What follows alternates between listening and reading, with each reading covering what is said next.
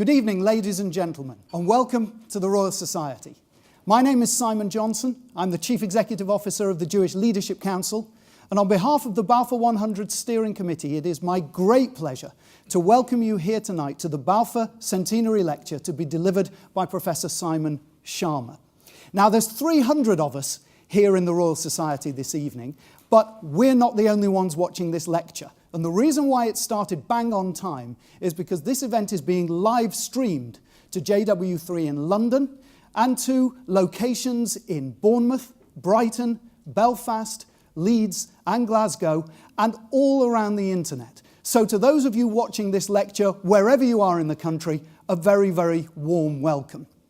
Earlier this year, former Israeli ambassador Daniel Taub visited Waddesdon Manor to chat to Lord Rothschild about how it was that his family came to be involved in the Balfour Declaration and what were the circumstances that led to this 67-word letter being delivered to his forebear, Walter Rothschild. So let's enjoy their conversation.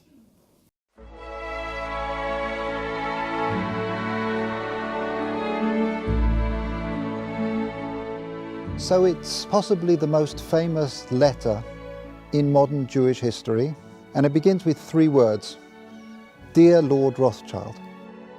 Dear Lord Rothschild, I have much pleasure in conveying to you, on behalf of His Majesty's Government, the following declaration of sympathy with Jewish Zionist aspirations, which has been submitted to and approved by the Cabinet. Why was it that this letter was sent by the Foreign Secretary to your great-uncle Walter? It's an interesting question because it was primarily a movement from Eastern Europe, but they didn't clarify who was in charge of that movement. And in addition, it was, after all, in Great Britain. So they felt that the Rothschild family should be the one to whom it was addressed. And Walter was Lord Rothschild, and he was a Zionist. And those really are the background reasons. So Walter received the Balfour Declaration, and I have a copy here. And I wonder if I could possibly ask you to read it for us. Yes, indeed. Yeah. I'm going to put on my spectacles to make sure I read it accurately. His Majesty's Government view with favour the establishment of Palestine as a national home for the Jewish people, and will use their best endeavours to facilitate the achievement of this object, it being clearly understood that nothing shall be done which may prejudice the civil and religious rights of existing non-Jewish communities in Palestine, or the rights and political status enjoyed by Jews in any other country. I should be grateful if you would bring this declaration to the knowledge of the Zionist Federation. Yours, Arthur Balfour. And here it is, the Balfour Declaration. What do you feel when you see it here? I genuinely feel it's one of the most extraordinary moments in the history of the Jewish people. If you think it took 3,000 years to get to this, and then you say, how did this miracle happen? It's the most incredible piece of opportunism. I mean, if you think you had an impoverished would-be scientist, Chaim Weizmann, who somehow gets to England, meets a few people, including members of my family, seduces them. He has such great charm and conviction. He gets to Balfour, and he unbelievably persuades Balfour and Lloyd George, the Prime Minister, and most of the ministers, that this idea of the national home for Jews should be allowed to take place. I mean, it's so unlikely. And then he starts to fight a difficult battle with the British cabinet, and this letter goes through 5 drafts, as you know. And in the end, it comes out as a rather compromising letter. I mean, the essential point is there for the Jewish community to fasten on to. You have the first bit, which promises a national home rather than the national home, and then you have the bit that nothing that's to be done should in any way harm the Arab community. But you come back to the big point, which is that this is perhaps the greatest event in Jewish life for thousands of years. And it's a miracle that it took place. Just tell us a little bit more about Walter, the second Lord Rothschild, because he was an unusual and colourful character. He was a deeply eccentric man, but from a very early age his passion was collecting. His niece Miriam writes that for 2 years, as one of his eccentricities, he didn't open any of the letters that were sent to him and stuffed them away into wicker baskets. And it does make you wonder what would have happened if the Balfour Declaration, the letter, had been one of those letters that he'd actually, yes, stuffed. That's true. At that stage, and it's very difficult to quite understand why, he had taken a deep interest in what was happening about the possibility of Balfour Declaration. So maybe those letters would have got to the top of his pile. So this is your cousin Dorothy, Dolly. Yep, Mrs. James de Rothschild. Can you say a little bit about her? Well, she married my cousin Jimmy when she was 17. She was a major supporter of Israel, wasn't she? Major supporter. I mean, she worshipped her husband, who'd been deeply committed, son of Baron Edmore. It was due to him, I think, that she became interested. But once she became interested, she became passionately interested. After his death, she became even more committed. She just wanted to carry out his wishes and what he cared deeply about. And then she had her own personality, a deeply good human being who was quite unselfish. She devoted herself to this place, to Israel, and to a few friends, and had a wonderful life. And you can read letters from her to Weizmann and from Weizmann to her when she was only 17. And what she did, which was crucially important, was to connect up Weizmann with the British establishment. I think she also trained him in how to deal. She helped educate how to and it's conduct himself. At that age, but she did sort of tell Weizmann, how to kind of integrate, how to insert himself into British establishment life, which he learned very quickly. And we're sitting here at the 100th anniversary of this significant letter. If I can just ask you to think about the next centennial, 100 years' time, and just maybe share some of your hopes, your aspirations about where Israel will be. What does one hope for? One, of course, hopes for a peaceful relationship with Israel's neighbours, and that's going to be the most difficult matter of all to achieve. But even now you can see, with the disarray in the Middle East and the importance of relationships that Israel is developing, not only with Jordan, but also with Egypt and indeed with Saudi Arabia, even if they're not publicized because of the Sunni-Shiite war. There's hope. And I think if you take the need of Arab nations to have intelligence help, and if on the other hand you take compassion and generosity coming from Israel to Palestinian territories and its less fortunate neighbours, there are grounds for optimism, and I am an optimist. Lord Rothschild, thank you very much indeed. Well, thank you.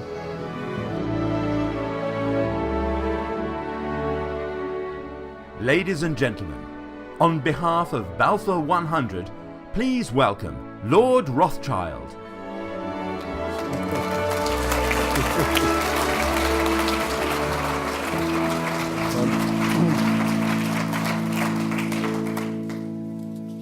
Thank you all so much for coming.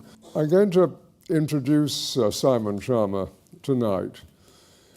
I think we all know he's probably as brilliant and versatile a historian as anyone alive today.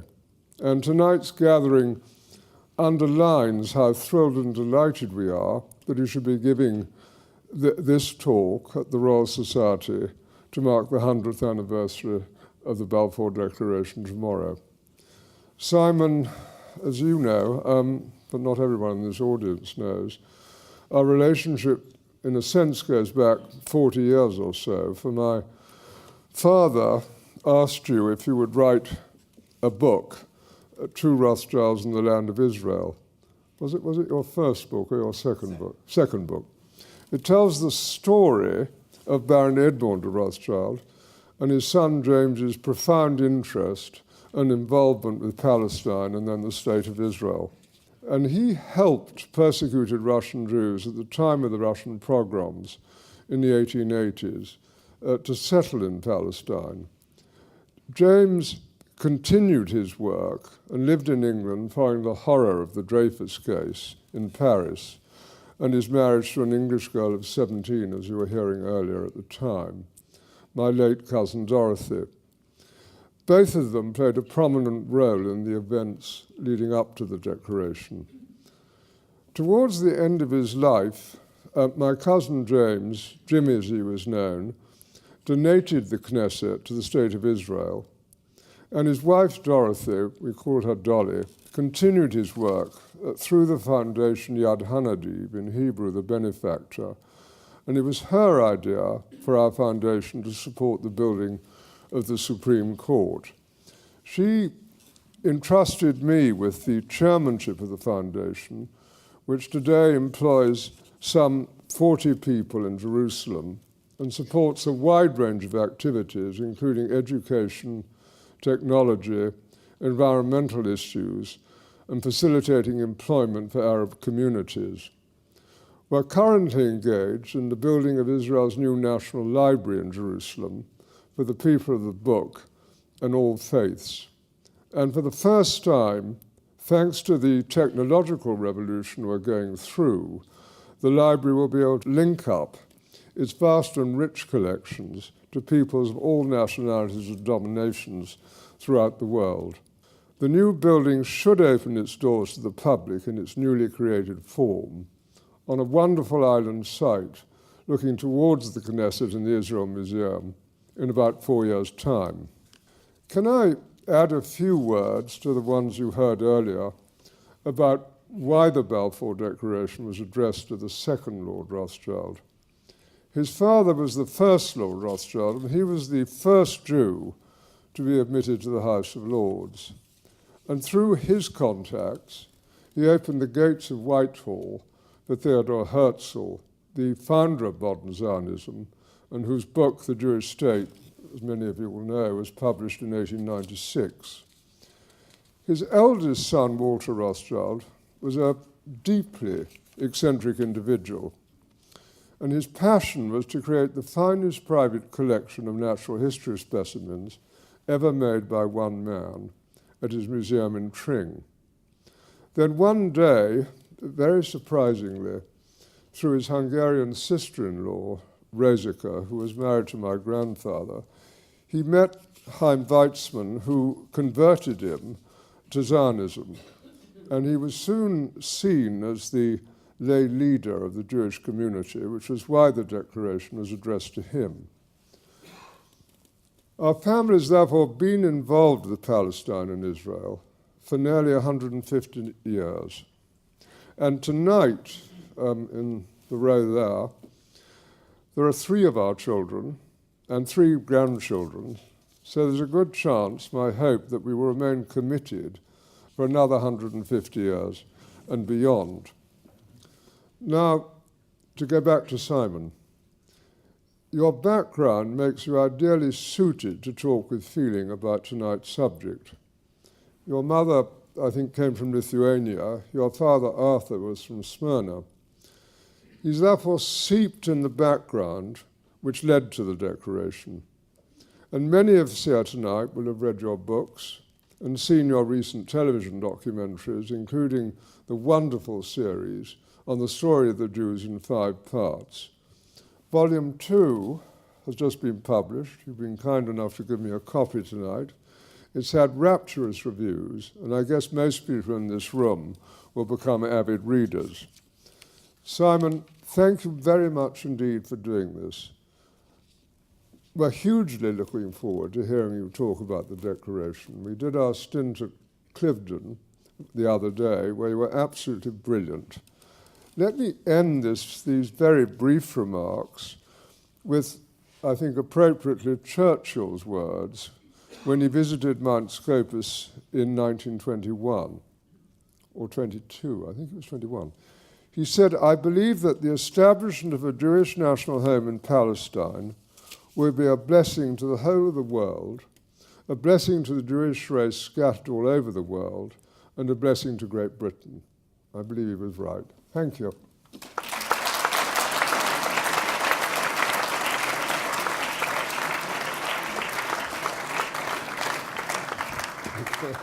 Good luck. Thank you.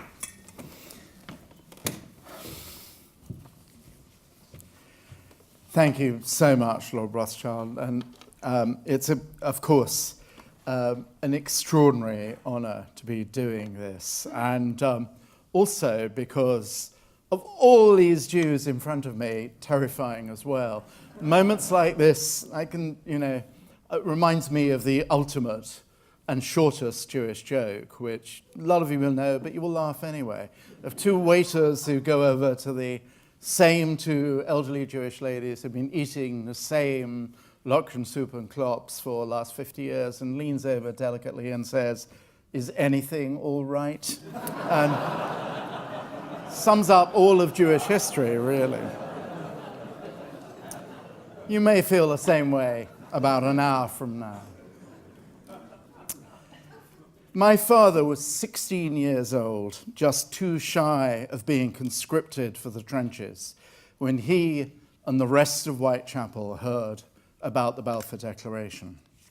The letter sent by the Foreign Secretary, Arthur Balfour, to Walter, Lord Rothschild, as you've heard, expressed the British government's support for the establishment in Palestine of a national home for the Jewish people, but added the proviso, it being clearly understood that nothing shall be done which may prejudice the civil and religious rights of existing non-Jewish communities in Palestine.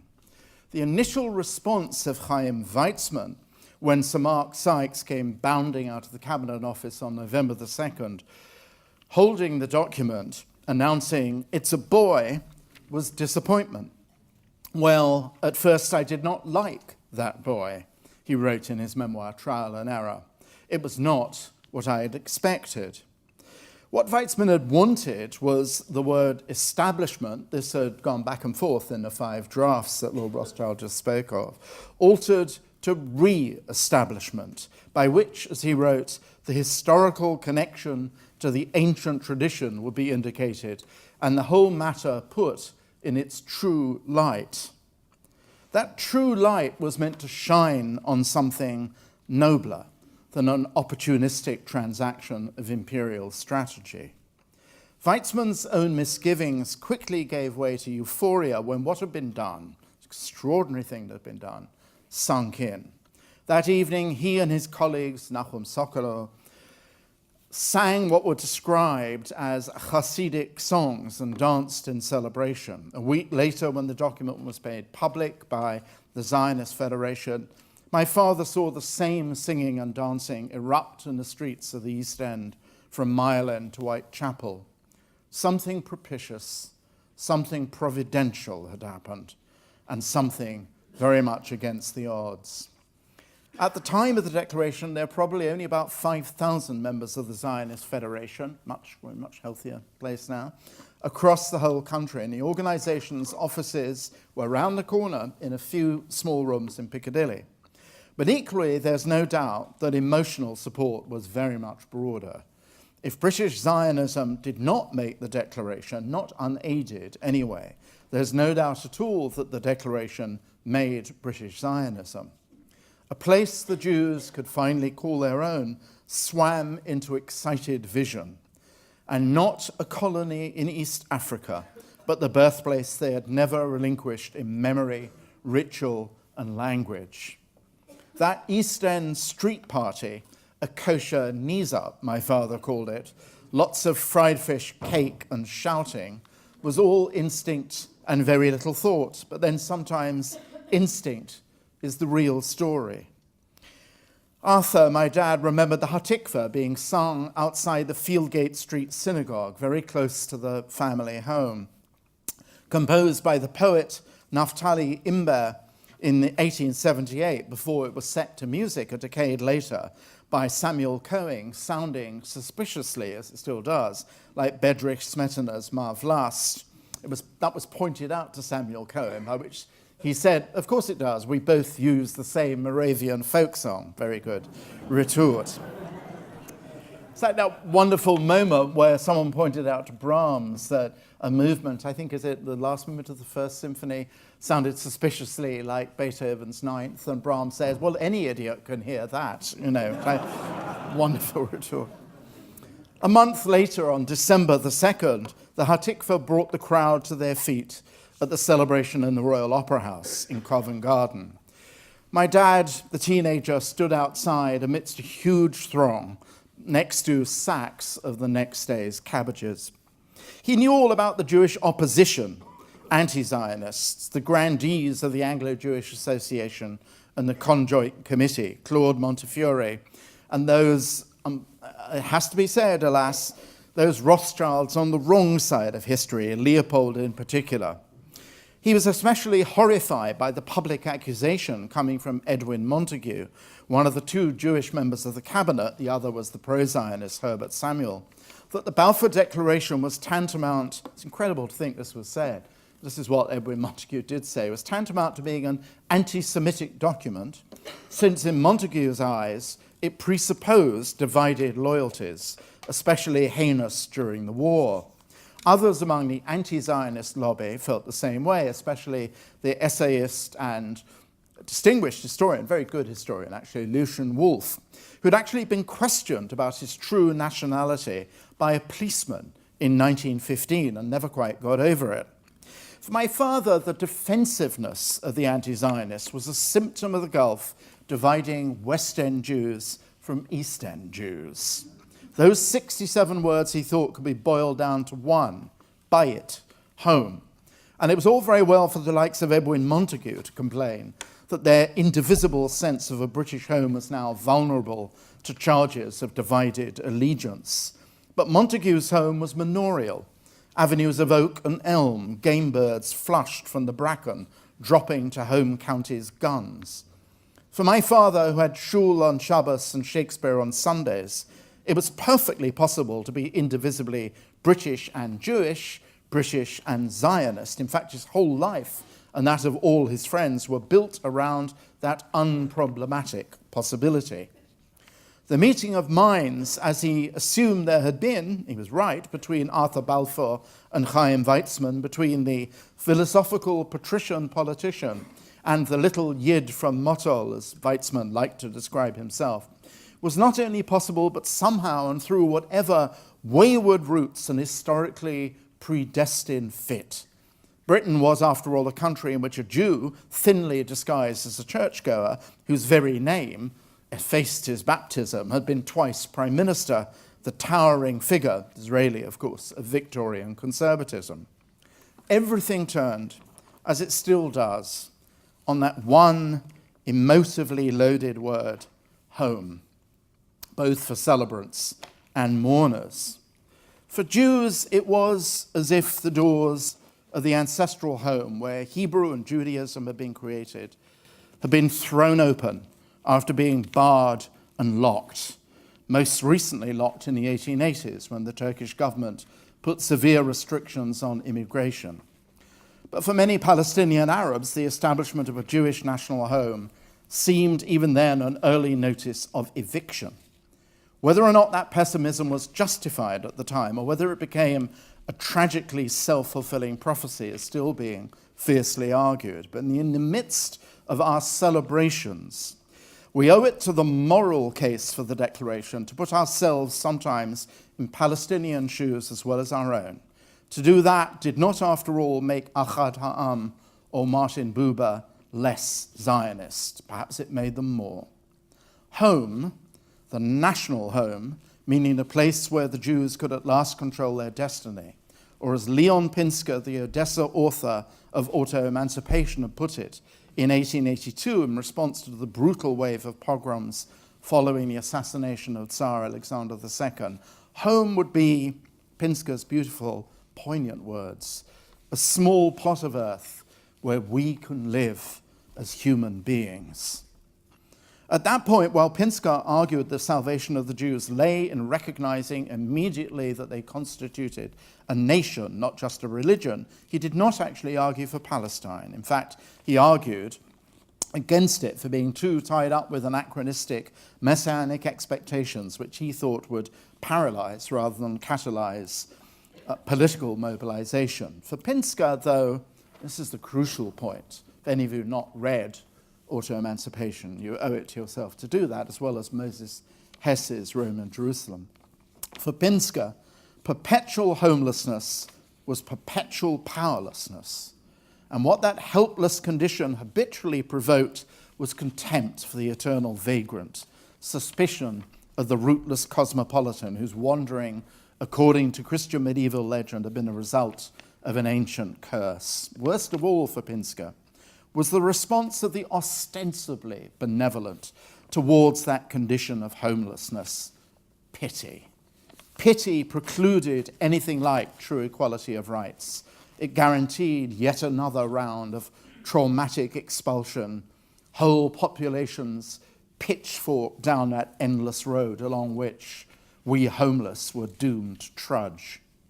Odessa, his hometown, the ultimate anti-shtetl, ought to have been a place where secular, educated, Russian-speaking modern Jews, the lawyers, the writers, the stevedores, the cabaret singers, should have found a secure, normalized domicile. But it was precisely that acculturation, the indistinguishability of Jews from everyone else, which, just as in Moses Hess's Germany, Dreyfus's France, and Herzl's Vienna, bred the new strain of anti-Semitism. The suspicion that the city suits and the smart journalism were just a front for the eternal conspiracies of the global Jews, whose only true loyalty was to each other, and whose only true country was the synagogue, overt or covert. From that hideous modern paranoia had come the protocols of the Elders of Zion, forged by the Russian secret police and published in 1903, copies of which were to be found in the haversacks of officers in Russian armies, those of the Tsars, those of the Whites, and those of the Reds, along with widespread, ineradicable belief in the blood libel that the baking of Passover matzah required the blood of murdered Christians, preferably children. There was no sign, as Dr. Pinsker knew, and all Zionists assumed, that these unspeakable demonizations were going away anytime soon with modernity's heralded exorcism of unreason. Quite the contrary seemed to be the case. The last blood libel trial, that of Menachem Beilis in Kiev, had taken place as recently as 1913. And although he was acquitted, the verdict was, of course, held in anti-Semitic court circles, including Grand Duke Nikolai Nikolaevich, who was to be commander-in-chief to the Russian Imperial Army in the First World War, to be a fix organized by the sinister conspiratorial hand and ubiquitous money of international Jewry. From France to Russia, the Jews were in a lose-lose bind. The attack on their obstinate separation from host societies had never really abated. So it was said they were always being separated, but now the least separated were equally attacked for the subterfuge of assimilation. Alfred Dreyfus had been falsely incriminated as a spy and a traitor precisely because of his presumptuous display of conscientious patriotism. In Britain, anti-Semitic journalists like Leopold Maxer pumped up hatred at the immigrants who'd come to the island cities as a refuge from pogroms, and the more cultivated class of anti-Semites like G.K. Chesterton and John Buchan, whose 39 Steps was a thinly veiled version of the sinister Jewish conspiracy, had no trouble finding space for their witty malice. The Aliens Act of 1905 had been passed in response to an explicitly anti-Jewish campaign mobilized by the British Brothers League. In June 1917, there were anti-Semitic riots in Leeds and Bethnal Green. When in Eastern Europe, Jewish radicals hoped for a new homeland of workers in which their rights would be respected along with others, they found, as one of them put it, their overtures were greeted with crowbars. Worse was to follow in the Soviet era. So Jews could be forgiven for thinking there was no safe position for them to take, and in extremis, nowhere for them to go. Jews have not been the only people in the world to have suffered uprooting, but they have been the only people in the world eternally unable to find a place where shelter would not be given on sufferance, conditionally, provisionally, liable always to be withdrawn, terminated along with many lives at short notice. This was becoming as true in the Islamic world as the Christian. There were horrifying massacres and mass rapes in Jerba, Jewish population on the island, in Tunisia on Yom Kippur in 1864, a wave of blood libel accusations in Morocco between 1873 and 1877. In Yemen, intense persecution was becoming the norm, endemic, really. Jewish attachment to the Francophone modernizing ethos in the Maghreb was going to make that worse. Hence, everywhere except perhaps in the United States and the Netherlands, the urgency, the moral imperative. No one in countries inheriting a legacy of expulsion and doors shut against the desperate, as they were in Britain after the Aliens Act, as they were in the United States after 1921, is in any kind of strong position to question Zionism's legitimacy. The mass punishment of innocence, which would reach its cataclysm in the Shoah, was already taking place on an epic scale precisely at the time of Zionism's campaign that culminated in the Balfour Declaration. If the Second World War is instrumental in understanding how the State of Israel came into being through the agency of the United Nations, the First World War is the necessary context of the Declaration. Unfolding on the Eastern Front, a theatre every bit as savage as the Western Front, was a convulsion of uprooting and violence against the Jews, the like of which had never before been experienced, even in the worst excesses of the pogroms of the 1880s and 1903 to 1907. Precisely because the East End, with its influx of Jews from the Pale, was closer to that trauma. My mother had members of her family near Kovno still. Many of them were still trapped in this maelstrom. The relationship between the latest round of enforced homelessness and the vision of a Jewish home was intensely immediate. Consider the scale of the disaster. Between the start of the war in 1917, at least 600,000 Jews, caught between the shifting troop movements of the Austro-Hungarian and German armies on the one side and the Russians on the other, were deported from their homes further back into the interior of Russia. This had the effect of breaking up the old Pale of settlement, but the mass uprooting was chaotic and accompanied by thousands of separate pogroms, especially murderous when the Russian army was retreating, with the most terrifying havoc taking place in eastern Galicia, in southern Ukraine. Estimates of the civilian dead range from 50,000, the most conservative figure, to as high as 200,000. This was the first Holocaust, dear friends. The Russian Revolution brought no respite. The opposite, in fact. 100 Jews burned alive in Fastov, 250 slaughtered at Rusava near Boguslav, and on and on and on. The civil war, which followed, saw 1,300 separate pogroms, mostly perpetrated by the whites, the anti-Bolshevik volunteers, and the Poles. 106, though, by units of the Red Army, in particular by Budenyi's 1st Cavalry. When Red Army officers tried to stop them, for they decently did, they were either stabbed or shot when they tried to do so.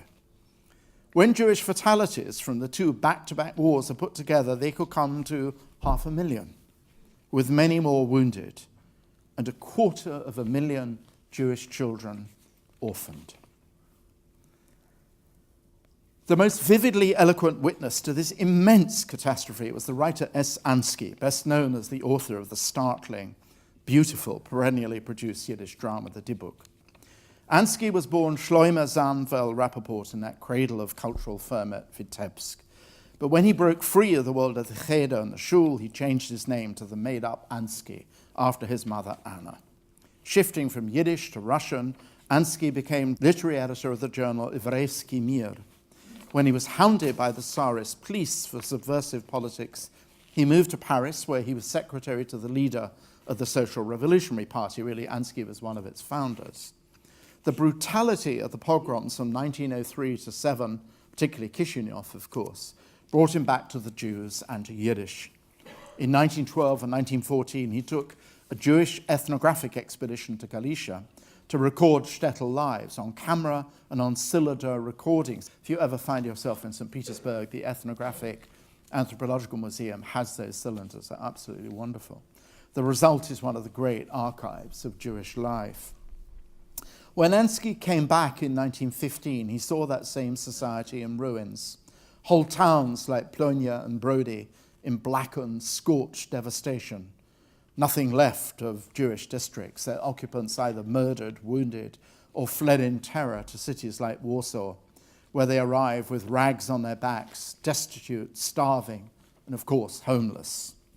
He saw the burnt-out remains of Jewish houses, Sefer Torah scrolls, defiled, torn to bits, thrown in mud puddles, to be sniffed at by stray dogs. He heard terrible stories of elaborate cruelty, perpetrated by Russian troops, especially Cossacks, mothers raped, killed in front of their own small children. In Brostek, he heard of a father and son taken out to be summarily hanged. The son was told his life would be spared if he personally hanged his father. He refused, but the father begged him, and unhinged with distress, the son went through with it while the soldiers sat around and laughed before stringing up the son anyway. Ansky, moreover, saw these hideous enormities were not just the result of disintegrating order in the country between lines at the Eastern Front. Other populations, ethnic Germans in particular, were also subject to deportation. But the worst, most gratuitously sadistic horrors were selectively perpetrated on defenseless Jews because of the tenacious grip of the most paranoid strains of anti-Semitism, intensified during wartime. The usual suspicions attached to rootless Jews, especially when it had been the Russian state which had confined them to particular territories and towns, morphed into full-on accusations of espionage and treason. Yiddish was held to be synonymous with German, which then turned every Yiddish speaker into a potential or actual spy. The Jews were said to possess secret telephones, a whole network, in fact, through which they were supposed to communicate Russian troop movements to the enemy. The Jews, it was well known, hoarded gold bars and sent them across lines to the Austrians. A whole mythology of treason circulated through the war zone, shared not just among the ranks and the local country people, but as Ansky discovered, by the officer corps, even right up to some of the command itself. Everyone knew and believed stories of Jewish girl snipers shooting at soldiers from the windows of bombed-out houses, allegations which triggered another round of mass rapes and punitive executions in the places where it was said to have happened.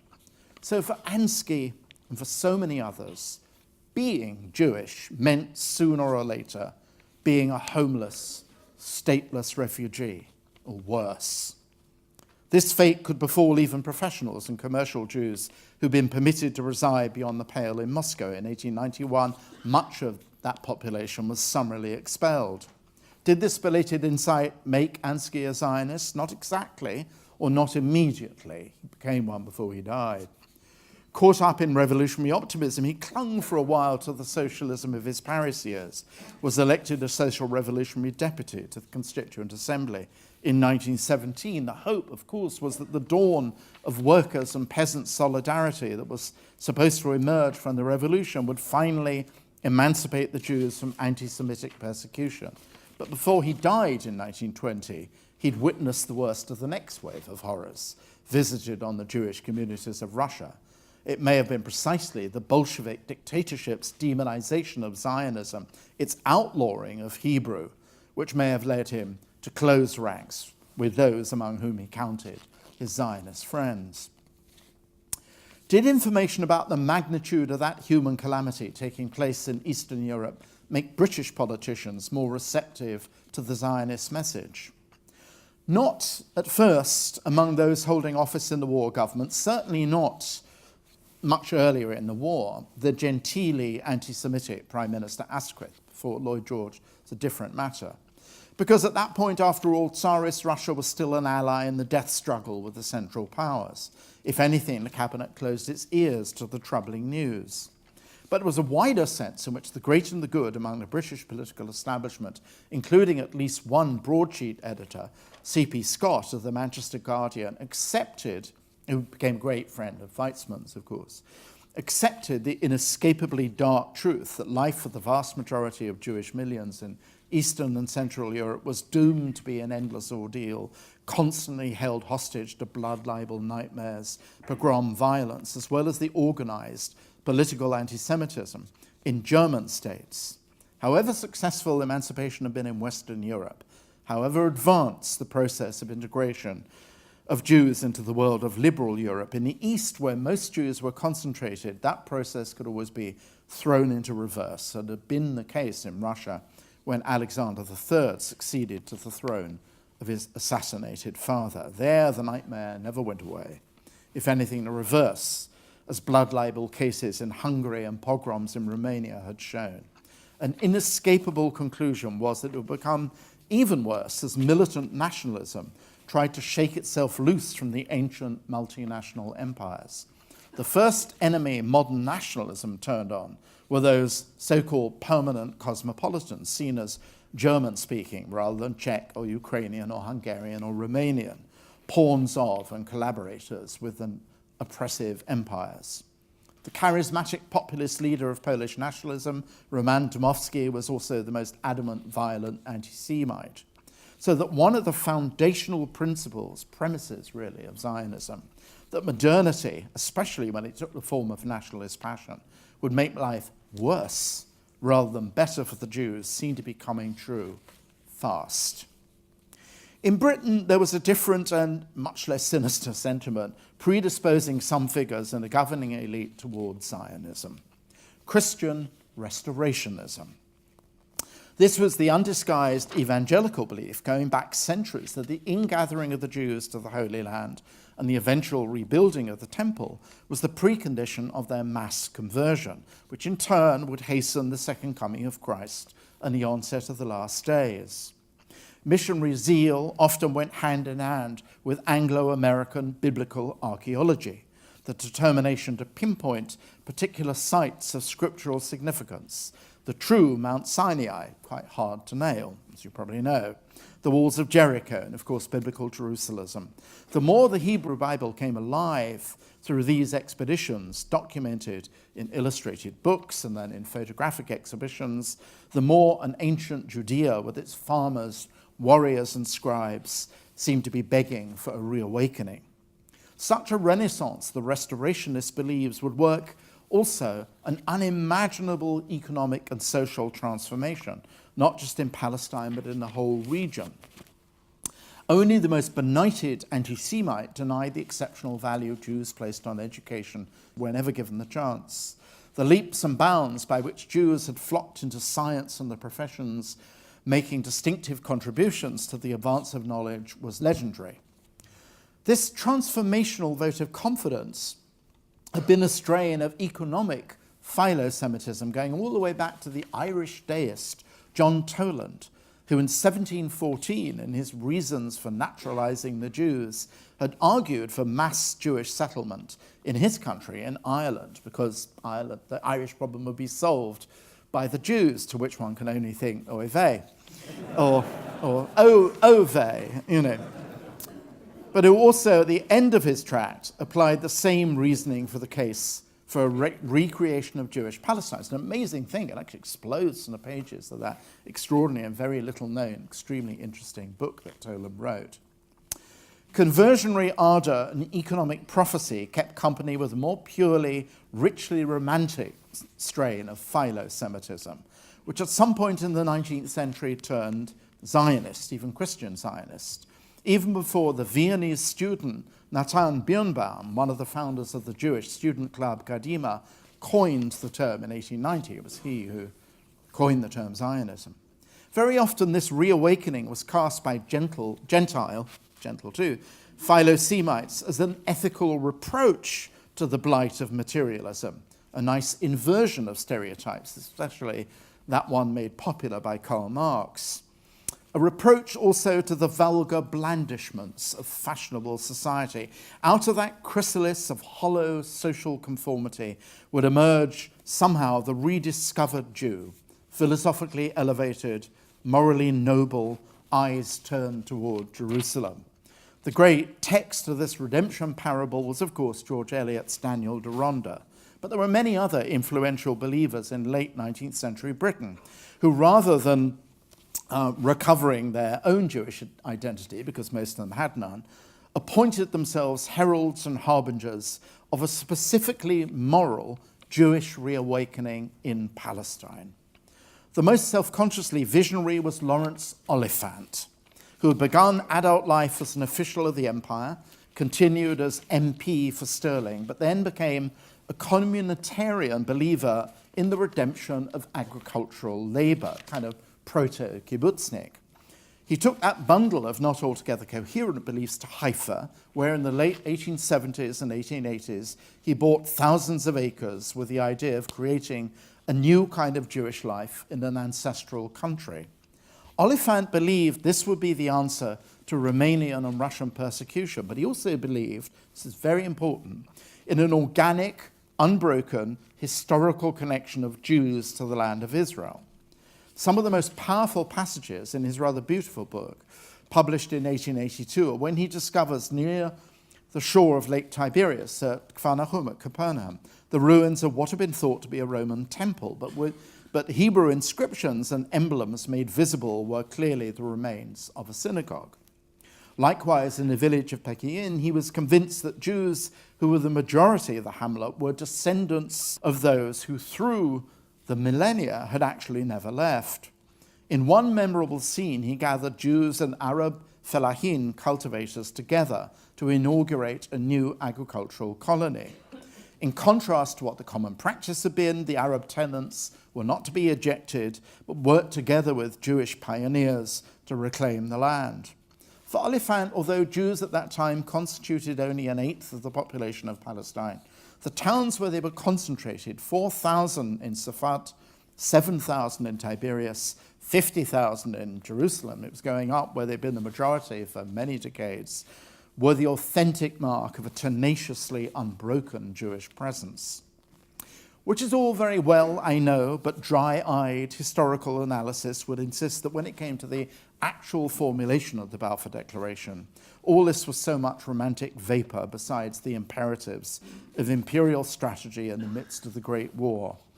In an especially terrible year, 17, with the double disasters of Gallipoli and the Somme the previous year behind it, Britain needed a breakthrough.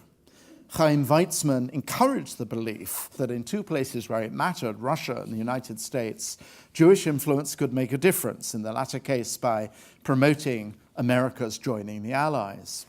And in fact, Balfour went to see Woodrow Wilson, and the key intermediary, very important thing, was Louis Brandeis. And Balfour could easily fall for a powerfully eloquent and brilliant Jew. He fell for Brandeis almost as hard as he'd fallen for Weizmann.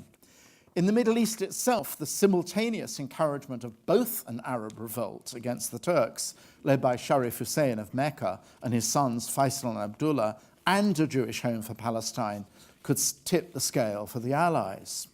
And all these considerations came together in one extraordinary personality, the man who until Professor Rubinstein made his role clear, had gone almost unnoticed, the conservative politician Leo Amery. He was not so much a Jew awaiting self-discovery as one who had discovered his mother, though baptized, was originally a Hungarian Jew. Amery was also a protege of the imperialist Alfred Milner and a friend of Simon Marx, the founder, of course, of Marks and Spencer's, which in turn connected him to Simon Marx's Manchester comrade Chaim Weizmann. As Rubinstein observes, the secret Jew might have been expected to cover all traces of this embarrassing identity by throwing in his lot with the most aggressive Jewish anti-Zionist, Edwin Montagu, and argue that Zionism might open Jews to charges of divided allegiance. But Amory did nothing of the sort. Instead, from his office as political secretary to the War Cabinet, he turned Herbert Samuel's 1915 Palestine Memorandum and the English Zionist Federation's drafts for a national home in Palestine into a document that would command a majority in the cabinet over the fiercest, and they were very fierce, objections of Montagu. The letter to Lord Rothschild was signed by Arthur Balfour, but its editor was, who certainly had, as he put it, a finger in the pie, was Leo Amory. Even that wasn't enough for Amory, as he went on to propose with Zeev Jabotinsky the creation of a Jewish legion. It was Amory's idea, actually, not Jabotinsky's. Jabotinsky was very happy to welcome it, to serve against the Turks, which in its 3 battalions was the first Jewish military force to be formed since the end of the Bar Kokhba revolt against Rome in 135 CE. Now, none of this is to discount for a moment the decisive role played by Weizmann himself in persuading the British government that supporting a Jewish national home in Palestine was somehow both strategically and imperially useful and historically a good deed. Weizmann even thought Lloyd George not completely immune from the latter kind of sentiment. He made much of finding Lloyd George reading out loud from the Psalms when he visited him. But there was no question that the combination of pragmatism and idealism did in fact appeal to the often enigmatic, laconic Balfour, whom Weizmann first met in Manchester during an election campaign in 1906. It helped, I think, that Weizmann had little of the self-consciously charismatic quasi-messianism that Theodor Herzl had projected, and which alienated almost as many as it beguiled. For men who thought of themselves as hard-bitten, down-to-earth liberals like C.P. Scott, Weizmann was Jewish, but not too Jewish. Unmistakably the real thing from Russia, but also a scientist who had an almost Machiavellian grip on the mechanics of negotiation. But then it's all too easy, by way of contrasting Weizmann with assimilated Jews like Herzl and Max Nordau, for whom a Nachtasil, a place of refuge wherever it was, East Africa, El Arish, Cyprus, Argentina, would do, to think of him, Chaim Weizmann, in the way he called himself, as that little yid from Motto. No, he wasn't. While he had an Orthodox upbringing, his father had a library of secular literature into which Chaim, the young Chaim, plunged. The family business was logging and rafting timber at the more prosperous end of the world of the Pale. Weizmann had gone through a succession of education out from the shtetl via Pinsk, then to Germany, to Switzerland, before ending up in Manchester. Tevye with a chemistry degree, he wasn't. But when he thought it would work, as it did with people whom Herzl had exasperated, like Edmond de Rothschild, Weizmann could turn on the voice of the masses, not least because he was actually listening to that voice, as was Nahum Sokolov, as was Ahad Ha'am, because he could translate that voice into practical politics. All the same, as he implied in that response to Mark Sykes, he didn't in the end get quite what he wanted. His objective was not a national home in Palestine, but Palestine as the national home. There was a big, glaring difference. The wording as it appeared in the letter implied that the Jewish home would not occupy the totality of Palestine, but just part of it. There was already a dispute about whether the territory of a great Arabian state, with Sharif Hussein as its ruler, outlined in a correspondence with Sir Henry McMahon in 1915, included or excluded Palestine when it spoke of districts west of Damascus and Homs, and that was supposed to be an area not going to be part of this great pan-Arabian imperial state, practically. And the secret Sykes-Picot agreement made public in 1917 by the Russian revolutionary government, dividing the region into French and British protectorates, with most of Palestine actually falling into the French zone, in any case made that moot. It's often said that the Sykes-Picot Agreement was a terrible violation of the promises to the Arabs at this time. It was also a complete violation of the promises made to the Zionists as well. So both had our noses put out of joint. But there was no mistaking the presumption that Palestine would somehow end up being shared or divided between Arab and Jewish entities. Only with that crucial reservation was it possible for the British government to persuade itself it could square the circle and satisfy at the same time the apparently irreconcilable goals of both Arab and Jewish national self-determination. The bloody history of successive failed partition plans, in retrospect, makes that hope seem either deluded from the outset or actually disingenuous, with all parties disguising their real positions. Zionism, certainly the case for Jabotinsky, conceding the vague formula of a national home while always aiming for a sovereign Jewish state in the entirety of Palestine, while Arab leaders like Emir Faisal, Sharif Hussein's son, let themselves seem open to Jewish immigration, even while knowing the intensity of local Palestinian hostility to it.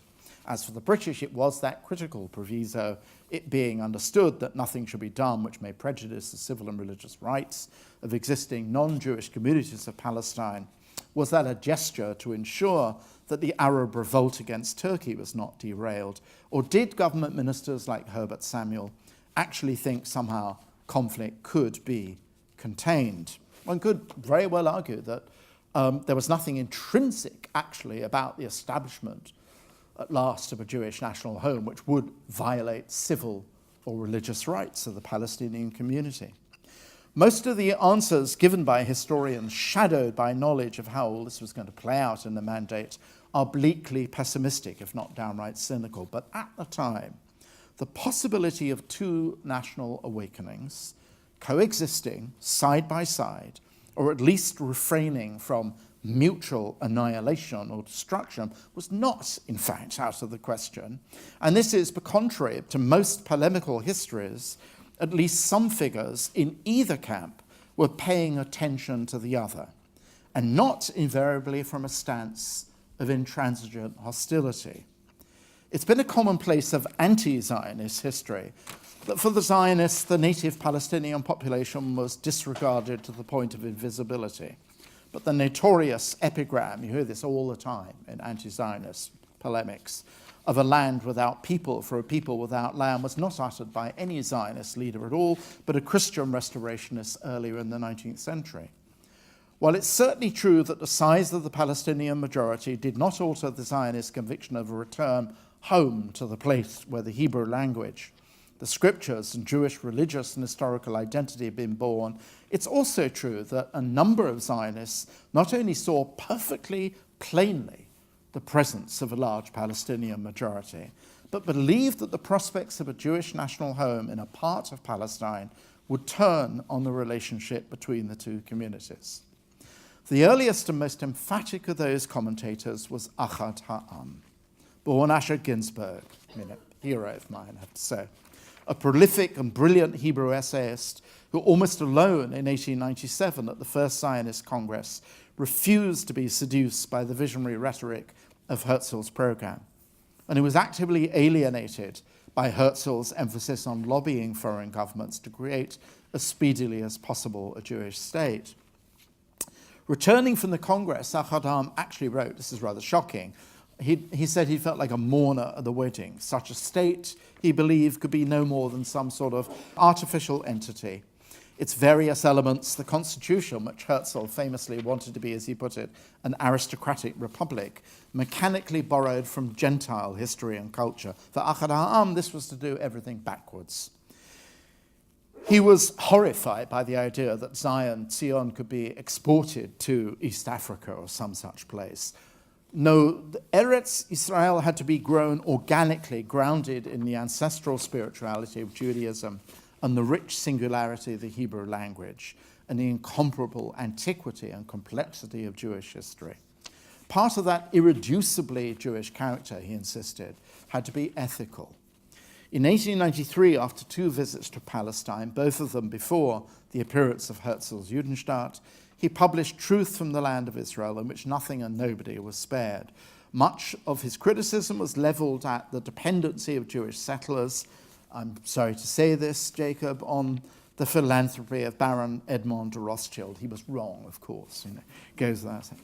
a condition he thought generated either servility or truculence, in either case, not the fortitude of will and spirit that was the sine qua non of the Zionist ambition to remake Jewish life. But he also criticized Jewish settlers for their attitude towards the Palestinian fellahin. And this is an absolutely committed 100% Zionist, describing it sometimes as brutal and arrogant. From 1907, he worked and lived in London as the agent of the Russian Vysotsky Tea Company and became, I think probably Chaim Weizmann, certainly one of his closest friends, if not he lived on Haverstock Hill, and Weizmann, when he came from Manchester, often stayed with Achad Ha'am. So it seems inconceivable to me that Weizmann himself could have shut his eyes and ears to what Achad Ha'am had to say. But I will say this, actually, there are some respects Achad Ha'am is too hard on Herzl, especially too hard on Herzl's admittedly fanciful novel, Alt Neuland, Old New Land, published in 1902, a romantic vision of what had become of the projected Jewish state 2 generations later. The book actually, although it's no brilliant work of literature, it is fascinating in many respects. It contained the germ, admittedly utopian, of what became an article of faith among all Zionists. And indeed, it was something that Emir Faisal hoped for too. Especially, this was an article of faith for Weizmann, who believed, like John Toland, that a transformation of the land would lift all boats and would benefit Jews and Arabs alike. Hence, Herzl, in his novel, has a stock Palestinian greet with disbelief that Jewish immigration could have been to the disadvantage of the Arab population. Conversely, the villain of the agricultural village in which one chapter is set is one Dr. Geyer, who is a fanatically exclusionist Jew, wants the country for Jews alone, and says so in the kind of language not 100 miles away from the most militant annexationists today of Judea and Samaria, in case you didn't know my political point of view. Achad Ha'am was not alone. During the 7th Zionist Congress at Basel in 1905, the Russian-born teacher, incredibly interesting figure this, Yitzhak Epstein, who was a settler in Rosh Pinah, the earliest agricultural colony in Galilee, gave a courageous lecture published 2 years later in Hashiloach, the Hebrew journal founded by Achad Ha'am, setting out what he called a question which outweighs all others, namely what was going wrong with the relationship between Jews and Palestinian Arabs on the ground. At the local level, the trouble was embedded in the way land was being bought and occupied by Jewish settlers. Purchases were made perfectly legally and almost always from Palestinian landlords, but they were only too eager to sell at artificially inflated prices. The trouble, however, began when local Palestinian tenant farmers, the fellahin, often who had rented generation to generation without a written contract, were dislodged to make way for the new colonies or reduced to casual labor. Epstein had seen this happen himself. He'd heard, as he wrote, the weeping women who had to leave their village and saw them kiss the stones on the ground before they departed. Such spectacles moved Epstein to think of more than one version of what constituted a home in Palestine, Israel. His solution for this problem was to confine land purchases to uncultivated and unoccupied land, as in fact often did happen, Karen Kiamet, not always, to preclude moments of tragic uprooting. There was another way too in which Epstein's intervention parted company with some Zionist assumptions. While trouble of the kind he described happened locally, he argued that Palestinian Arabs had to be treated just as Zionist Jews themselves as a nation he described as great, zealous, and formidable. And that would have to be a premise of any negotiation with a chance of success. Just who would be the representative figures with whom Jews could conduct such a negotiation, in fact conclude what Epstein in a charged term called a Brit, a covenant, was unclear, as it has been ever since. Around the time of the Balfour Declaration, others, often with their own roots in the Middle East, who wrote and spoke Arabic, offered still more optimistic visions of a shared future. In 1919, Chaim Margalit Kalvarisky, who was the land agent of the Jewish Colonization Association and indeed of Pico, the Rothschild successor, had seen for himself the polarization of the two communities and argued before the Zionist Commission in 1918 that Palestine the new Palestine need not be a zero-sum conflict, that a Jewish-Arab understanding need not compromise the central principle of the Jewish national home, and that the two languages, Hebrew and Arabic, should coexist side by side there. This sense of a shared place, a shared country, a shared neighborhood, a shared home, has, of course, foundered on the hard reef of history. It was taken up by other Zionists, Artur Rupin, Judah Magnus, the rector of the Hebrew University, and most famously by Gershom Scholem and Martin Buber, most optimistically when they founded Brit Shalom, using that loaded word of Epstein's in 1925. But they were in direct opposition to the confrontational realists like Jabotinsky, who wrote off such pieties, and you can understand him really, as at best the dreams of people hopelessly detached from reality, at worst soft men and women who were betraying what was paramount, the immediate needs of Jewish self-defense against intransigent, violent Palestinian opposition to immigration. That's still the fact of the matter. That particular conflict defined in the 1920s is what we're living with still. And you can understand the force of both sides. When Ahad Ha'am argued passionately in 1921 against revenge being taken for the violent Arab murders inflicted on Jewish communities a year earlier, he was very definitely in a small minority, never commanding any serious numbers or supporters, nor really ever breaking out from its heart in the Hebrew University. Brit Shalom collapsed against the desperate need to protect and reinforce Jewish Palestine. What alternative was there in the 1930s and 40s when the gates of shelter for those facing annihilation were slammed shut by the draconian immigration restrictions by the United States and by Great Britain, which in 1939, in response to Palestinian revolt of 3 years earlier, issued the white paper limiting Jewish immigration to just 75,000 over 4 years. That, in effect, was a death sentence for millions of people, and the revocation, as many saw it, of the Balfour Declaration. In 1942, Hannah Arendt put it best, when despite the full extent of the Nazi final solution being known, she said, the world divided into those who want us to leave, want us to be gone, and those who deny us entry.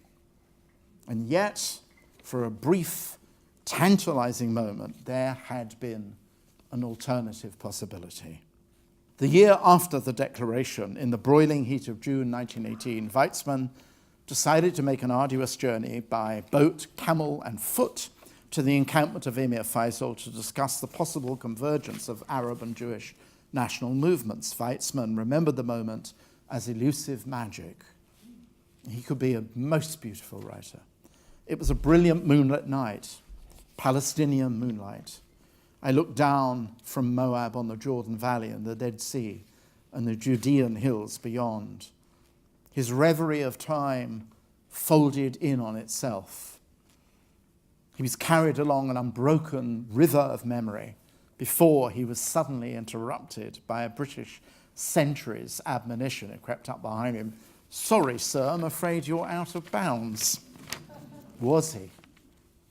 Weizmann and Faisal spoke for 2 hours.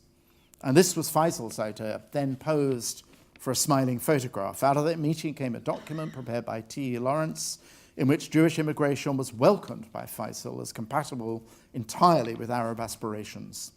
Lawrence, Weizmann claimed, always maintained the complementary nature of the two national movements. But the status and the mutual understanding, especially in the part of the Emir, has long been the subject of dispute, as has a further document resulting from the meeting of the two men at the Paris Peace Conference in 1919, mediated partly through Felix Frankfurter. Pessimists on both sides of the Israeli-Palestinian argument have said, in any case, this was the briefest of all honeymoons, was moot because of the machinations of the Anglo-French allies who were setting aside the undertakings they'd given the Hashemite leaders of the Arab revolt, as well as the Zionists. Faisal had added a rider to the agreement that should any of the undertakings to him not be fully honoured, even, as he put it by one word, any kind of mutual understanding between the Arabs and the Zionists would be null and void. So that was it. It's also been argued that in any case, any informal treaty made by someone remote from the Palestinian community would never be honoured in Jerusalem and Jaffa, and expose Faisal as a traitor to the Arab cause. Remember, Abdullah, his brother, was shot for such a presumption. Doubtless it's still of paramount importance that agreement be reached by democratically elected representatives of both sides, but the hunt for such governments in the Arab world remains as elusive as ever, as dynasties and dictatorships are the norm pretty much from the Nile to the Gulf. And yet, dear friends, it seems to me absolutely unequivocally right, with all this surus notwithstanding, to celebrate this centenary unapologetically, but thoughtfully, as the inception of one of the great historical miracles. For all its problems and troubles, for the acts obstinately liberal Zionists like me ardently wish were not enacted, for all the demolitions and terrorist atrocities on the other side that make a shared home further and further out of reach, Israel still stands as a living, breathing, debating, thriving, rejoicing democracy. It's 6 million Jews, the ultimate retort to the number that Adolf Hitler exterminated. The life of Israel is Hitler's failure. But it's also to hope against all the odds that somehow the vision set out by Yitzhak Epstein, or that for which Yitzhak Rabin, no starry-eyed sentimentalist, sacrificed his life to a murderer's gun 22 years ago this coming Shabbat, will not be entirely and forever in vain. I've myself seen small vindications of it, schools, Yad V'Yad, where the governing body is both Israeli and Palestinian. The extraordinary organization called Eco-Peace, run from Tel Aviv, Amman, and Ramallah, in which the bloodstained narratives of destruction are set aside for the practical common good of dealing with the issues of common environmental concern, above all, water crisis, especially the Dead Sea, which is losing a meter a year. For once, that grieving has a common source, the slow perishing of the Jordan River, the life source for all the people of the neighborhood. To speak of such things as fragile shoots of tikva, hope, can and will, I know, be written off as naive piety, high-minded fantasy. But then again, the dark pages of Jewish history have been lit by such impossibilities. And one of them, the one we are happily remembering this evening, happened in 1917. A germ of life, a great hope for the future, planted amidst the hecatombs of the dead. Thank you.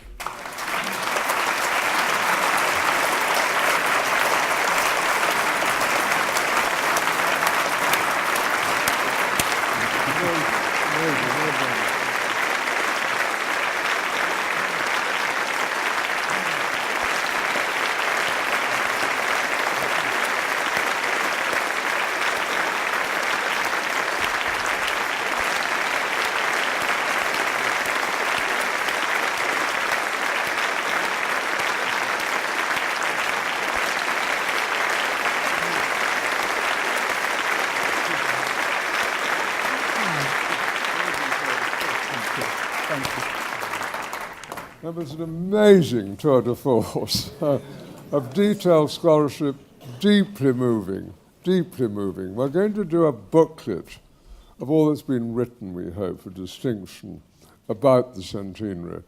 And Simon, yours is going to be the cornerstone of that book, I have no doubt. We're incredibly grateful to you, deeply moved, and you did it wonderfully well. Thank you. Clap for you again.